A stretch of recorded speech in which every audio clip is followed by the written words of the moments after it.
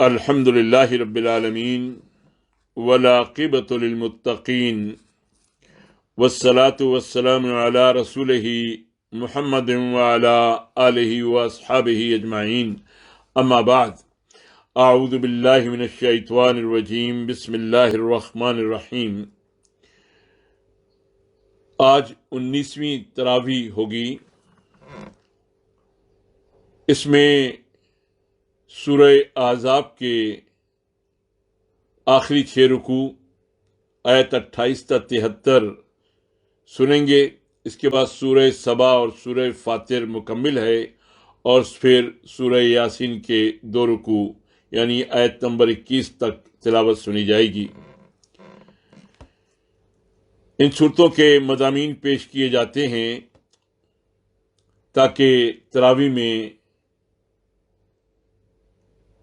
قرآن پڑھتے ہوئے یہ مضامین ہمارے ذہن میں رہے۔ سب سے پہلے سورہ احزاب، مدنی سورت۔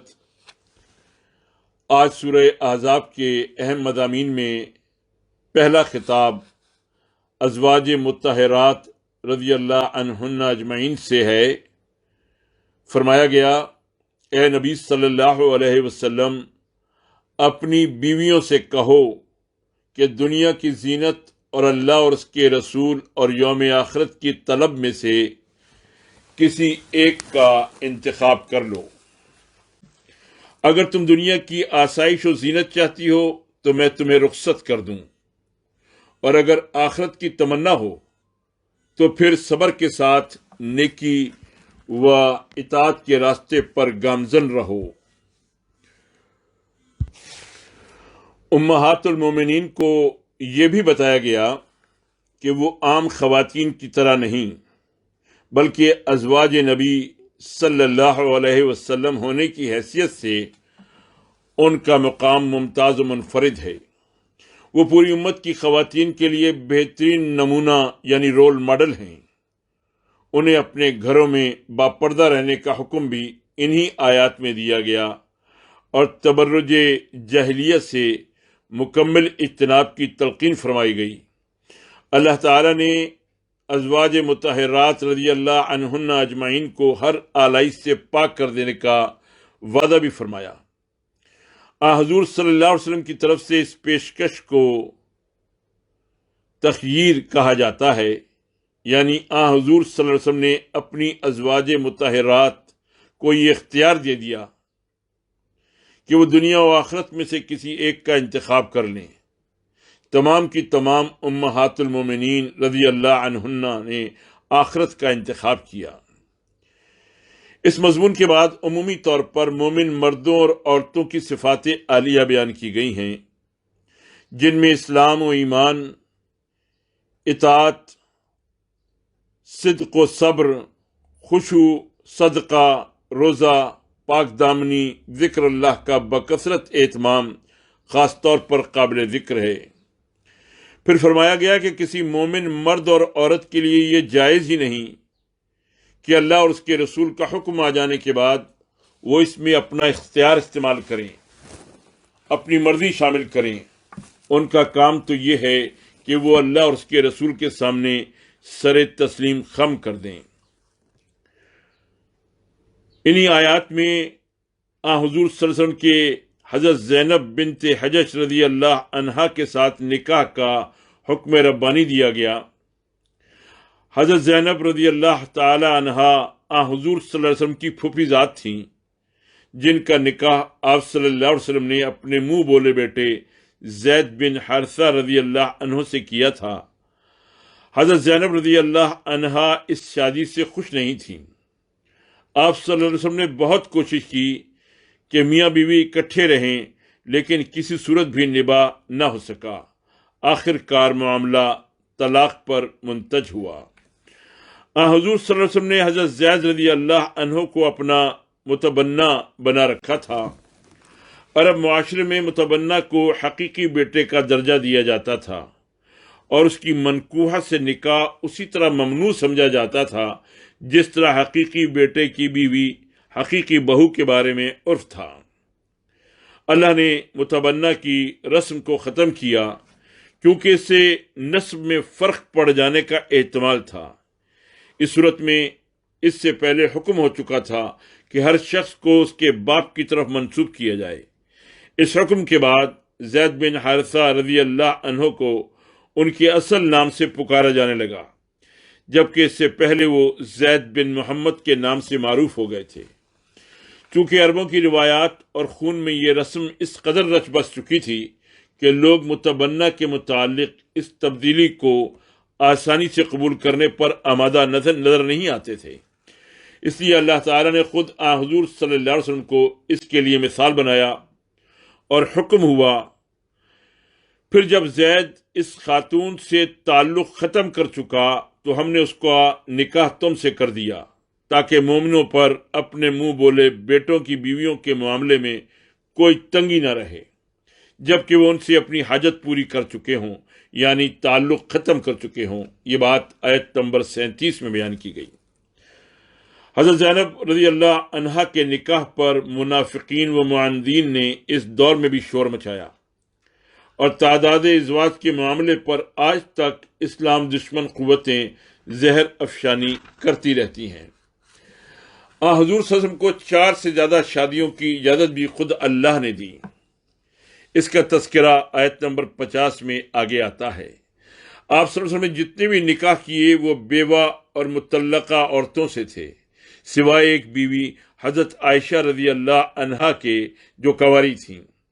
اس سے یہ واضح ہوتا ہے کہ ایک جانب تو اللہ کی خصوصی اجازت اس ضمن میں موجود تھی، اور دوسرے حضور صلی اللہ علیہ وسلم نے جنسی خواہش اور شہوت رانی کے لیے نہیں بلکہ امت کے مصالح عام، معاشرتی و سماجی مسائل کے حل اور خاندانی زندگی میں جامع تعلیمات امت تک پہنچانے کے لیے اللہ کے حکم کے مطابق یہ عمل کیا۔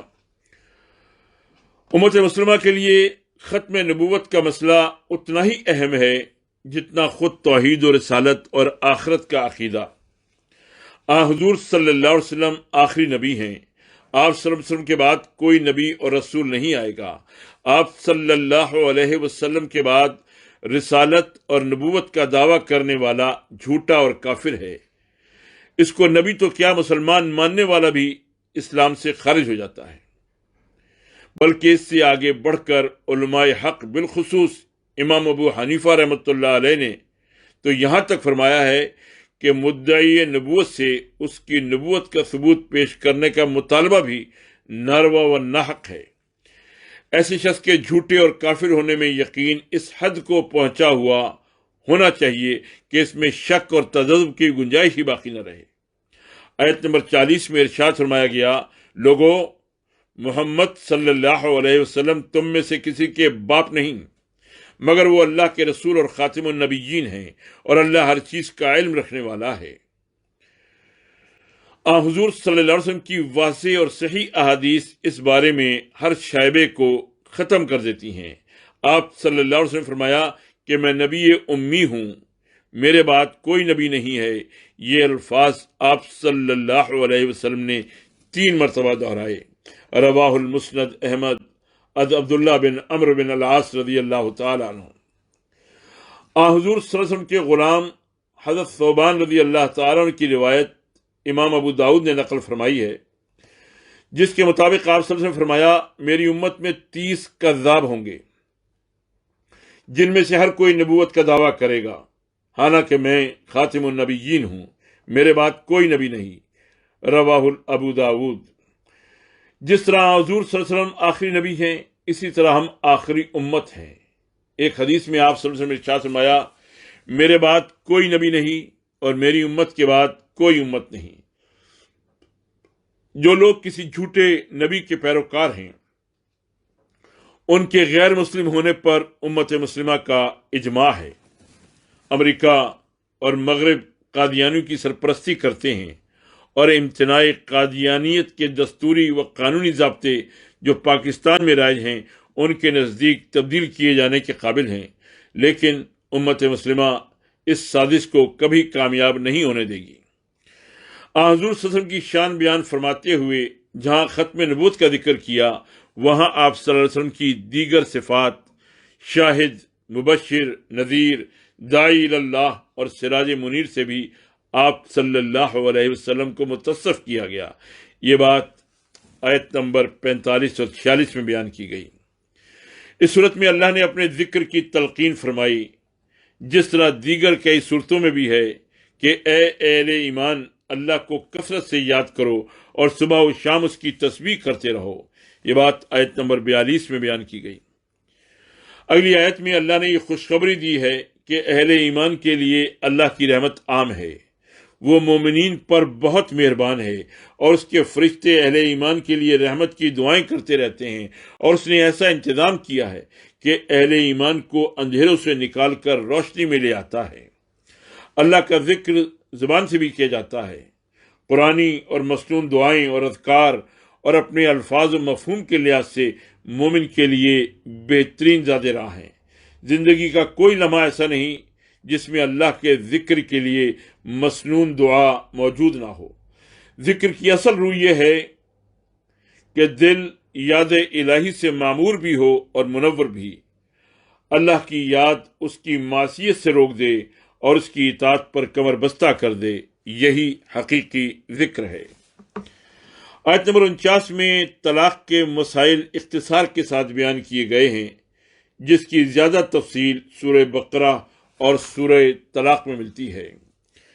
حضور صلی اللہ علیہ وسلم کے گھروں میں داخلے اور وہاں نشست و برخاست کے آداب، آپ صلی اللہ علیہ وسلم کا مقام و مرتبہ اور آپ صلی اللہ علیہ وسلم کی ازواج مطہرات رضی اللہ عنہن کی شان بلند آیت نمبر 53 میں بیان کی گئی ہے۔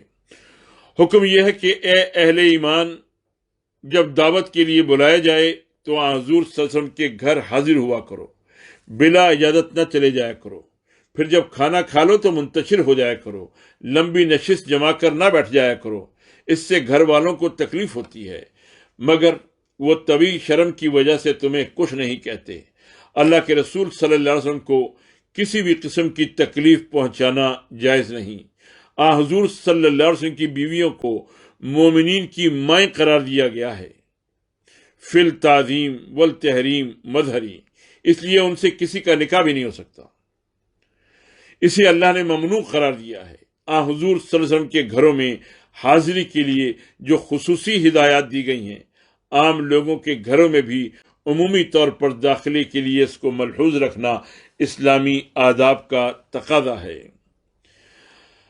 آیت نمبر 56 میں حضور صلی اللہ علیہ وسلم کی شان دوبالا کرتے ہوئے فرمایا گیا، اللہ اور اس کے ملائکہ نبی پر درود بھیجتے ہیں، اے اہل ایمان تم بھی آپ صلی اللہ علیہ وسلم پر درود و سلام بھیجو۔ حضور صلی اللہ علیہ وسلم پر کثرت سے درود و سلام بھیجنا اللہ کی رضا اور مغفرت کا ذریعہ ہوتا ہے۔ جو حضور صلی اللہ علیہ وسلم پر درود و سلام بھیجے، اللہ اس پر درود بھیجتا ہے۔ نماز میں ہم درود ابراہیمی پڑھتے ہیں، وہ افضل درود ہے۔ امام ابو حنیفہ اور امام مالک رحمۃ اللہ علیہ اور جمہور علماء کا مسلک یہ ہے کہ زندگی میں ایک مرتبہ بھی جس نے درود نہ پڑھا، اس کی مثال ایسی ہے جیسے اس نے کلمہ شہادت ہی نہ پڑھا ہو۔ کوئی دعا اس وقت تک اللہ کے ہاں قبول نہیں ہوتی جب تک اس کے آغاز میں اللہ کی حمد اور آپ صلی اللہ علیہ وسلم پر درود نہ پڑھا جائے۔ ایک حدیث کے الفاظ ہیں، جب تک کوئی بندہ حضور صلی اللہ علیہ وسلم پر درود بھیجتا رہے، ملائکہ اس پر درود بھیجتے رہتے ہیں۔ رواہ المسند احمد و سنن ابن ماجہ۔ حضور صلی اللہ علیہ وسلم کی ایک اور حدیث میں فرمایا گیا ہے کہ قیامت کے روز آپ صلی اللہ علیہ وسلم سے زیادہ قریب وہ لوگ ہوں گے جو آپ صلی اللہ علیہ وسلم پر کثرت سے درود بھیجتے تھے۔ یہ روایت ترمذی میں بیان ہوئی ہے۔ ترمذی کی دوسری روایت میں بیان کیا گیا ہے کہ جس شخص کے سامنے آپ صلی اللہ علیہ وسلم کا ذکر کیا گیا اور اس نے آپ صلی اللہ علیہ وسلم پر درود نہ بھیجا، حقیقت میں وہی سب سے بڑا بخیل ہے۔ سورہ احزاب میں مسلمان عورتوں کو پردے کا حکم واضح الفاظ میں دیا گیا ہے۔ مسلمان عورت کے لیے بے پردہ گھومنا قرآن و سنت کی صریح خلاف ورزی ہے۔ ارشاد ہے، اے نبی صلی اللہ علیہ وسلم اپنی بیویوں اور بیٹیوں اور اہل ایمان کی تمام عورتوں سے کہہ دو کہ اپنے اوپر اپنی چادروں کے پلو لٹکا لیا کریں، یہ زیادہ مناسب طریقہ ہے تاکہ وہ پہچان لی جائیں اور ستائی نہ جائیں۔ اللہ تعالی غفور و رحیم ہے۔ یہ بات آیت نمبر 59 میں بیان کی گئی۔ جمہور ائمہ اس بات پر متفق ہیں کہ عورتوں کو چہرہ چھپانے کا حکم دیا گیا ہے۔ رہا یہ سوال کہ برقع ہو یا چادر یا اور کوئی انداز حجاب، اس بارے میں شریعت نے لوگوں کو آزادی دی ہے۔ سورت کے آخری حصے میں قیامت کے دن اہل جہنم کی ایک دوسرے پر لعن طعن کا تذکرہ ہے۔ بڑے چھوٹوں کو الزام دیں گے اور چھوٹے بڑوں کو، ہر ایک دوسرے کے لیے دوہرے عذاب کا مطالبہ کرے گا اور اللہ کی لعنت و پھٹکار کی دعا کرے گا۔ اہل باطل دنیا میں جیسے اور جتنے جتھے بھی بنا لیں، آخرت میں ایک دوسرے کے دشمن ہوں گے اور زبان لعن و طعن دراز کریں گے۔ بنی اسرائیل کی ایک بری حرکت کا تذکرہ کرتے ہوئے اللہ نے فرمایا کہ اے اہل ایمان، ان لوگوں کی طرح نہ ہو جاؤ جنہوں نے موسیٰ علیہ السلام کو طرح طرح کی اذیتیں پہنچائیں۔ وہ اللہ کے رسول کے بارے میں ایسے الزامات لگاتے تھے جن کا کوئی وجود نہ تھا، اور خود اللہ نے موسیٰ علیہ السلام کی برات فرمائی۔ وہ اللہ کے نزدیک بڑی عزت والا تھا۔ اہل ایمان کو ہر حال میں سچی بات کہنے کا حکم دیا گیا ہے۔ سچائی کی خوبی یہ ہے کہ وہ مصیبت سے نجات دیتی ہے، اور جھوٹ کی خاصیت یہ ہے کہ وہ ہلاک کر ڈالتا ہے۔ خلافت ربانی کی جو امانت انسان کے کندھوں پر ڈالی گئی، اس کے اٹھانے سے ساری کائنات عاجز آ گئی۔ زمین و آسمان اور پہاڑ اس کے اٹھانے سے ڈر گئے، مگر انسان نے اسے اٹھا لیا۔ انسانوں میں سے کافر، مشرک اور منافقین اس بارے امانت میں خیانت کے مرتکب ہوئے، وہ عذاب میں پکڑے جائیں گے۔ مومنین و صادقین، مرد و زن، اس بارے امانت کا حق ادا کرنے والے اور اللہ کے انعامات کے مستحق ہیں۔ یہ سورہ احزاب کے مضامین ہیں۔ اس کے بعد سورہ سبا ہم سنیں گے۔ مکی صورت ہے۔ دوسرے رکوع میں قوم سبا کا تفصیلی ذکر ہے، اس لیے اسی سے یہ نام ماخوذ ہے۔ سورت کا آغاز اللہ کی حمد سے ہوتا ہے، پھر اس کی صفات عالیہ بیان کی گئی ہیں۔ کافروں کے انکار آخرت کا جواب دیا گیا ہے۔ وہ جب یہ کہتے تھے کہ اے محمد، جسم کا ذرہ ذرہ منتشر ہو چکا ہوگا تو اس وقت نئے سرے سے انسان کیسے پیدا کیے جائیں گے؟ فرمایا کہ اللہ سب کچھ کر سکتا ہے۔ جس نے پہلے پیدا کیا اس کے لیے دوبارہ پیدا کرنا کوئی مشکل کام نہیں۔ داؤد و سلیمان علیہ السلام کا تذکرہ آیت نمبر 10 سے آیت نمبر 14 تک بیان ہوا ہے۔ ان کی شان و شوکت، ان کی حکومت کی کامیابی اور ہیبت، اور اس سب کچھ کے باوجود ان کا اللہ کے سامنے عاجز و بے بس ہونا، موت کی وادی میں اتر جانا، اس بات کا ثبوت ہے کہ دینی اور روحانی علو و مرتبت اور ظاہری و دنیاوی شان و شوکت کے باوجود مخلوق اللہ کے سامنے بے بس ہے۔ انہی نعمتوں کا تذکرہ کر کے آل داؤد کو شکریہ کا حکم دیا گیا ہے۔ ہر انسان کے لیے اللہ کا یہی پیغام ہے کہ وہ انعامات ربانی پر شکر گزار بنے۔ قوم سبا جو یمن کی بڑی طاقت اور متمدن قوم تھی، اس کا ذکر آیت نمبر 15 سے آیت نمبر 21 تک چلتا ہے۔ اس قوم نے اپنے علاقے میں تہذیب و تمدن کی اعلیٰ مثالیں قائم کی۔ صنعت و حرفت اور زراعت و تجارت کو اتنی ترقی دی کہ دنیا کی قوموں میں برتر ہو گئی۔ علاقہ زرخیز، موسم موافق اور امن و امان مثالی تھا۔ راستے محفوظ، سفر آرام دہ اور بستیاں مناسب فاصلوں پر ایک دوسرے سے متصل تھیں۔ اللہ نے حکم دیا، کھاؤ اپنے رب کا دیا ہوا رزق اور شکر بجا لاؤ اس کا، تمہارا ملک عمدہ اور پاکیزہ ہے اور تمہارا پروردگار بخشش فرمانے والا ہے۔ ملک میں جدھر بھی کوئی مسافر نکلتا، رستوں کے دونوں جانب سرسبز و شاداب باغات اور لہلہاتے کھیت نظر آتے، گویا زمین و آسمان اس قوم پر مہربان تھے۔ اس قوم کی بدبختی کے شکر گزار بننے کی بجائے اللہ سے منہ موڑ لیا۔ اس کے نتیجے میں اللہ نے ان پر ایک ایسا سیلاب بھیجا جس نے ان کے ڈیموں کے بند توڑ دیے، شہر اور بستیاں ویران ہو گئیں، زرخیز زمین بنجر اور ناقابل کاشت بن کر رہ گئی، کڑوے کسیلے پھل اور جھاؤ کے درخت ہر جانب اگائے، ان کے درمیان کچھ بیریاں اللہ نے اپنی رحمت سے اگا دیں۔ فرمایا کہ یہ ان کے کفران نعمت کا صلہ تھا، ورنہ اللہ نے تو انہیں ہر چیز وافر عطا فرمائی تھی۔ جب ہم اپنے وطن عزیز پاکستان کا جائزہ لیتے ہیں تو آئینہ قرآنی میں ہماری تصویر نظر آتی ہے، ہمارے اور قوم سبا کے درمیان مماثلت پائی جاتی ہے۔ وطن عزیز میں ساری نعمتیں اللہ نے ہمیں عطا فرمائی ہیں، ہمیں کسی چیز کی کمی نہیں ہے۔ ہر راستے کے دائیں اور بائیں وہی منظر ہے جو قوم سبا کے دور خوشحالی کے نقشے میں نظر آتا ہے، لیکن پاکستانی قوم شکر گزار بننے کے بجائے قوم سبا کی طرح کفران نعمت کی مرتکب ہوئی ہے۔ اللہ کے دیے ہوئے اس خوبصورت ملک کو اللہ کی بغاوت کی آماجگاہ بنا دیا ہے۔ اللہ کی رحمتیں اب بھی روٹھی نہیں ہیں، لیکن جو انعامات اس قوم کو مل سکتے تھے، اللہ اور اس کے دین سے دوری کی وجہ سے یہ قوم ان سے محروم ہے۔ دکھوں کا مداوع صرف رجوع الی اللہ کے ذریعے ممکن ہے۔ اے کاش خواص و عوام اس نقطے کو سمجھ جائیں۔ چوتھے رکوع میں کفار کی ہٹ دھرمی کا ذکر کیا گیا ہے کہ وہ اپنے سینے پر ہاتھ مار کر کہتے ہیں کہ ہم ہرگز اس قرآن کو نہیں مانیں گے۔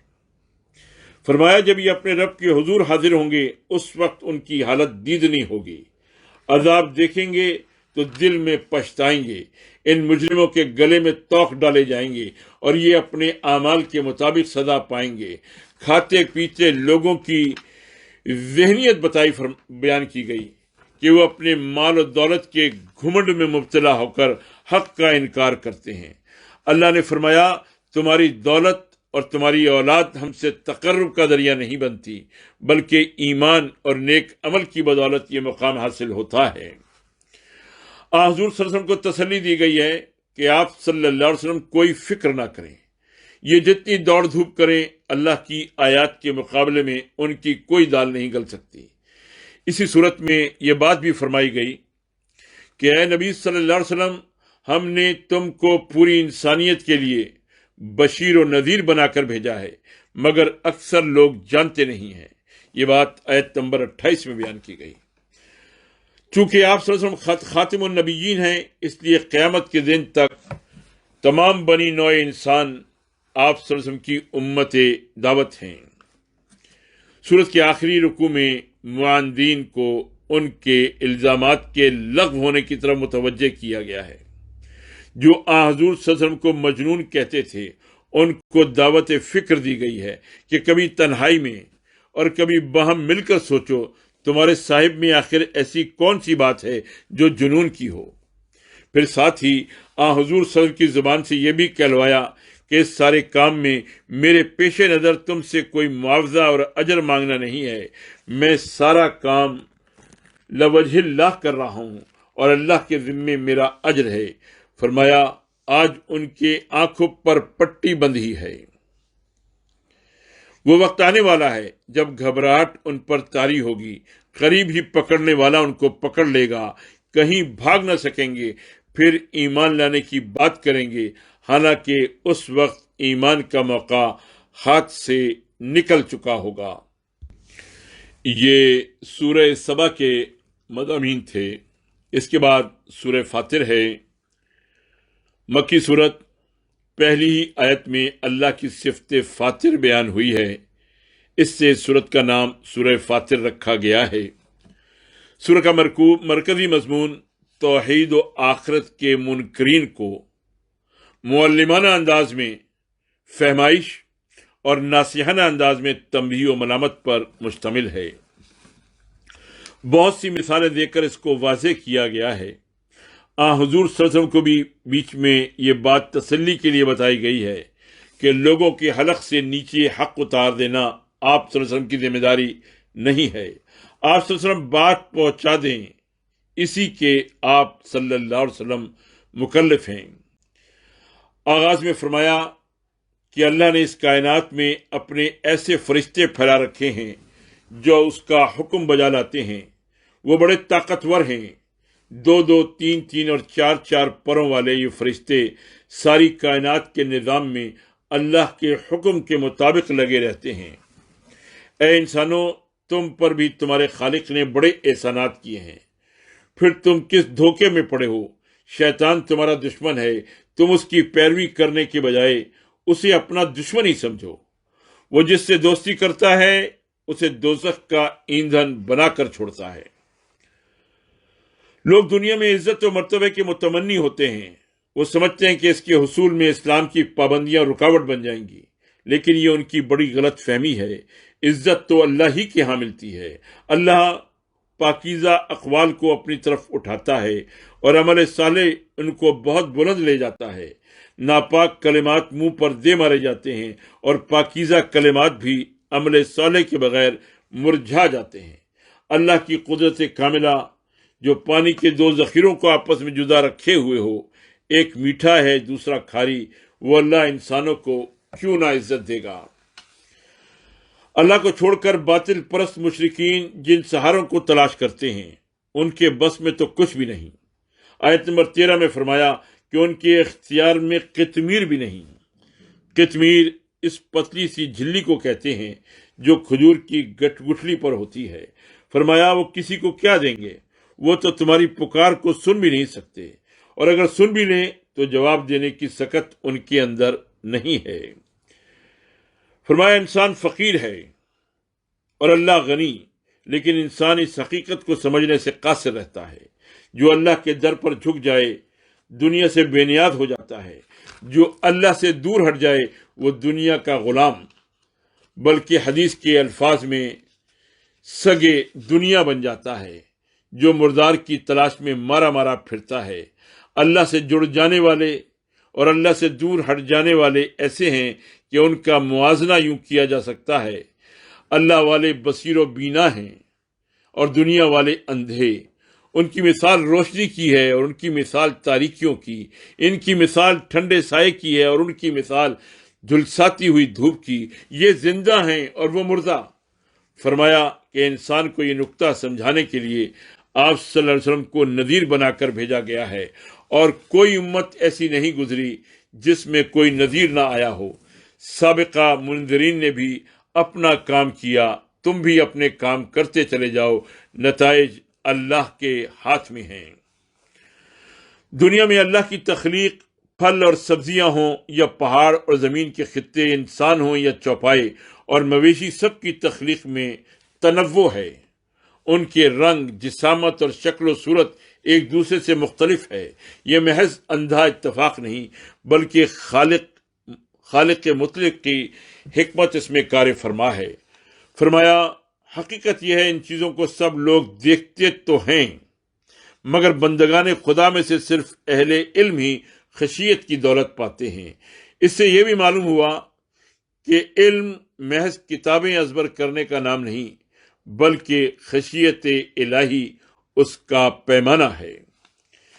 اہل ایمان کی صفات بیان کی گئی ہیں کہ وہ تلاوت کرتے ہیں، نماز قائم کرتے ہیں اور اللہ کے دیے ہوئے رزق میں سے کھلے اور چھپے خرچ کرتے ہیں۔ ان لوگوں کو ایسے تاجر قرار دیا گیا ہے جن کی تجارت میں کبھی مندہ اور خسارہ نہیں ہوتا۔ ان اہل ایمان کو 3 حصوں میں تقسیم کیا گیا ہے۔ کچھ تو وہ ہیں جو گناہ کی راہ پر چلتے ہیں اور اپنے نفس پر ظلم ڈھاتے ہیں، اگر یہ واپس نہ پلٹیں تو تباہی ان کا مقدر ہے۔ دوسری قسم وہ ہے جو بیچ کے راستے پر چلتے ہیں، ان سے غلطیاں بھی سرزد ہوتی ہیں، نیکیوں میں بھی سرگرم ہوتے ہیں، ان کی نیکیاں ان کے گناہوں کو دھو ڈالتی ہیں۔ اور کچھ خوش قسمت وہ ہیں جو برائیوں سے مجتنب ہو کر نیکیوں میں سبقت لے جاتے ہیں۔ اللہ کے فضل کے یہی مستحق ہیں۔ جنت کی نعمتیں جن کا تصور بھی یہاں محال ہے، وہ ان کا استقبال کریں گی اور وہ اللہ کے شکر گزار بندے بن کر ان نعمتوں سے استفادہ کریں گے۔ کفار کا معاملہ اس کے برعکس ہوگا، وہ دوزخ کا ایندھن بنیں گے، چیخ و پکار کریں گے اور دنیا میں واپس بھیجے جانے کا سوال کریں گے، مگر اس کا کوئی احتمال نہ ہوگا۔ اللہ تعالیٰ ارشاد فرماتے ہیں کہ دنیا میں کبھی کوئی ہمیشہ نہیں رہا، ایک نسل دوسرے کے لیے جگہ خالی کر دیتی ہے۔ نئے آنے والے یہ نہیں دیکھتے کہ یہاں کچھ بھی کبھی کچھ اور لوگ براجمان تھے، کفر کے راستے پر چلنے والے اس خیال میں مگن رہتے ہیں کہ انہیں ہمیشہ اقتدار حاصل رہے گا، حالانکہ ان کا ہر لمحہ ان کو تباہی کے قریب لے جاتا ہے اور ان کا ہر سانس ان کے خسارے میں اضافہ کرتا چلا جاتا ہے۔ حق کا انکار کرنے والوں کو بتایا گیا کہ تم قسمیں کھا کر کہا کرتے تھے کہ اگر اللہ کی طرف سے کوئی خبردار کرنے والا آ گیا ہم آگے بڑھ کر اس کا استقبال کریں گے، مگر ہوا یہ کہ جب اللہ کا پیغمبر ان کے پاس آیا تو ان کے استکبار اور حق سے فرار میں اور اضافہ ہو گیا، بری بری چالیں چلنے لگے، حالانکہ ان بدبختوں کو یہ معلوم نہیں کہ بری چالیں اپنے مجدین ہی کو لے بیٹھتی ہیں۔ زمین میں ان سے پہلے جو قومیں گزریں ان کی نشانیاں کافی سامان عبرت فراہم کرتی ہیں، مگر یہ اندھے ہو گئے ہیں۔ پہلوں کے لیے اللہ کی جو سنت تھی تمہارے لیے بھی وہی کار فرما ہوگی۔ انسان کی نافرمانی اور بغاوت کے مقابل اللہ نے اپنی رحمت کا ذکر یوں فرمایا ہے کہ وہ رحیم و کریم اگر لوگوں کو ان کے کرتوتوں پر فوراً پکڑنا شروع کر دیتا تو زمین پر کسی متنفس کو جیتا نہ چھوڑتا، مگر وہ اپنی مہربانی سے ان کو ڈھیل پر ڈھیل دیتا چلا جاتا ہے، لیکن ڈھیل کے لیے بھی ایک وقت مقرر و متعین ہے، اس کے پورا ہو جانے پر وہ فیصلہ صادر کر دیتا ہے۔ سورت کے آغاز میں اللہ نے اپنی صفت خلاقی کا تذکرہ کیا تھا، آخر میں اپنی صفت رحمت کو بیان فرمایا ہے۔ یہ سورہ فاطر کے مضامین ہیں۔ اس کے بعد آج ہم آخر میں سورہ یاسین سنیں گے۔ یہ بھی مکی سورت ہے، اس کی آج 21 آیات پڑھی جائیں گی۔ اس سورت کی بڑی فضیلت بیان کی گئی ہے۔ اس کا آغاز یاسین سے ہوتا ہے۔ یاسین حضور صلی اللہ علیہ وسلم کے ناموں میں سے ایک نام ہے۔ علامہ اقبال نے فرمایا تھا، نگاہ عشق و مستی میں وہی اول وہی آخر، وہی قرآن وہی فرقان وہی یاسین وہی طٰہٰ۔ بعض مفسرین نے یاسین کے حروف سے یا سید معنی مراد لیا ہے۔ اس سورت کا نام انہی حروف مقطعات کی وجہ سے یاسین رکھا گیا ہے۔ حضور صلی اللہ علیہ وسلم کی رسالت کا انکار کرنے والوں کو مؤثر انداز میں بتایا گیا ہے کہ جو راستہ انہوں نے منتخب کیا ہے وہ تباہی و بربادی کا راستہ ہے۔ سورت میں زندگی بعد موت پر بھی استدلال کیا گیا ہے اور توحید اور آخرت کے عقیدے کو بھی مؤثر انداز میں ذہن نشین کرایا گیا ہے۔ حضور صلی اللہ علیہ وسلم نے اس سورت کی بڑی فضیلت بیان فرمائی ہے۔ آپ صلی اللہ علیہ وسلم نے فرمایا کہ سورہ یاسین قلب القرآن ہے، یعنی قرآن کا دل ہے۔ جس طرح انسانی جسم میں دل کی حیثیت ہوتی ہے، اسی طرح قرآن کے مضامین میں سورہ یاسین کا مقام ہے۔ اسے پڑھتے ہوئے یوں محسوس ہوتا ہے کہ واقعی یہ دھڑکتا ہوا دل ہے جو مردہ دلوں کے اندر بھی زندگی کی روح پھونک سکتا ہے، بد عملی اور جمود کے زنگ کو صاف کر کے دل و دماغ کو چمکا سکتا ہے، اللہ کے انعامات کی ترغیب اور اس کے عذاب شدید کی ترہیب سے آمادہ عمل اور برائی سے اجتناب کے قابل بنا دیتا ہے۔ چونکہ اس سورت کو پڑھتے ہوئے قیامت مجسم صورت میں آنکھوں کے سامنے آ جاتی ہے، اس لیے حضور صلی اللہ علیہ وسلم ارشاد فرمایا کرتے تھے کہ مرنے والوں کے سامنے اس سورہ کی تلاوت کی جائے۔ سورت کے آغاز ہی میں حضور صلی اللہ علیہ وسلم کی رسالت کی گواہی دی گئی ہے اور قرآن کے منزل من اللہ ہونے کے دلائل ہیں۔ تسلیم نہ کرنے والوں کی آنکھوں پہ پٹی باندھ دی جاتی ہے اور ان کی کجروی کی وجہ سے روشن حقیقتیں بھی ان سے اوجھل ہو جاتی ہیں۔ حقائق کے قریب ہوتے ہیں لیکن معصیت اور عناد کی دیواریں کھڑی کر کے وہ اس سے محروم ہو جاتے ہیں۔ اس کلام نصیحت میں ان لوگوں کے لیے بڑا سامان عبرت ہے جو پیروی پر آمادہ ہوں اور خدائے رحمان سے بن دیکھے ڈرتے ہوں۔ ان کے لیے مغفرت اور اجر کریم کی بشارت ہے۔ انسان اپنا عارضی وقت پورا کر کے دنیا سے اٹھ جاتا ہے، لیکن موت کے ساتھ اس کے امور و معاملات کا خاتمہ نہیں ہو جاتا۔ جو کچھ اس نے آگے بھیجا ہوتا ہے اس کا نوشتہ اس کے سامنے پیش کر دیا جاتا ہے۔ جو اثرات اپنے پیچھے چھوڑ جاتا ہے ان کو بھی اس کے نامہ اعمال میں لکھا جاتا ہے۔ اچھے ہوں تو بصورت نیکی اور برے ہوں تو بصورت بدی۔ ہر انسان یا نیکی کماتا ہے یا برائی، اور ان دونوں کے اثرات دنیا و آخرت دونوں میں مرتب ہوتے ہیں۔ دوسرے رکوع میں اللہ نے ایک بستی کی مثال پیش کی ہے جس میں اللہ نے بیک وقت 2 رسول بھیجے۔ جب بستی والوں نے انہیں جھٹلا دیا تو اللہ نے تیسرا نبی بھی بھیج دیا۔ ان نفوس قدسیہ نے نہایت ہمدردی سے اہل بستی کو سمجھایا کہ وہ اللہ کے فرستادہ ہیں۔ جواب میں انہوں نے کہا کہ نہیں، تم تو ہماری طرح کے انسان ہو، ایسے ہی جھوٹے دعوے کر رہے ہو۔ الٹا ان بدبختوں نے ان رسولوں کو منحوس قرار دے دیا اور سنگسار کرنے کی دھمکیاں دینے لگے۔ اس کشمکش کے دوران ہی بستی کا ایک حق شناس اور حق گو شخص دور دراز گوشے سے دوڑتا ہوا آیا اور بازار میں کھڑے ہو کر اس نے یوں اعلان حق کیا: اے میری قوم کے لوگوں، رسولوں کی پیروی اختیار کرو، اتباع کرو ان لوگوں کی جو تم سے کوئی اجر نہیں مانگتے اور وہ ٹھیک راستے پر ہیں۔ اس کی یہ دعوت بے لاگ بھی تھی اور انتہائی خیر خواہی پر مشتمل بھی۔ اگر قوم کی آنکھیں اب بھی کھل جاتی تو ان کا بھلا ہو جاتا، لیکن نہ صرف یہ کہ انہوں نے سنی انسنی کر دی، بلکہ اس بندے حق کو نہایت بے شرمی اور ظلم کے ساتھ بھرے بازار میں شہید کر دیا۔ پھر اس قوم کے ساتھ کیا ہوا؟ یہ مضمون انشاءاللہ العزیز کل کی آیات میں پڑھا جائے گا۔ اللہ تعالی ہمیں ان صورتوں کے مضامین کو سمجھنے، اپنے ایمان کو مضبوط کرنے اور اس کے مطابق اپنے اعمال کو ڈھالنے کی توفیق عطا فرمائے۔ وآخر دعوانا ان الحمد للہ رب العالمین۔ To understand the full message of Quran, please watch all videos from day one. Like this and subscribe the channel for more Islamic videos. Thank you.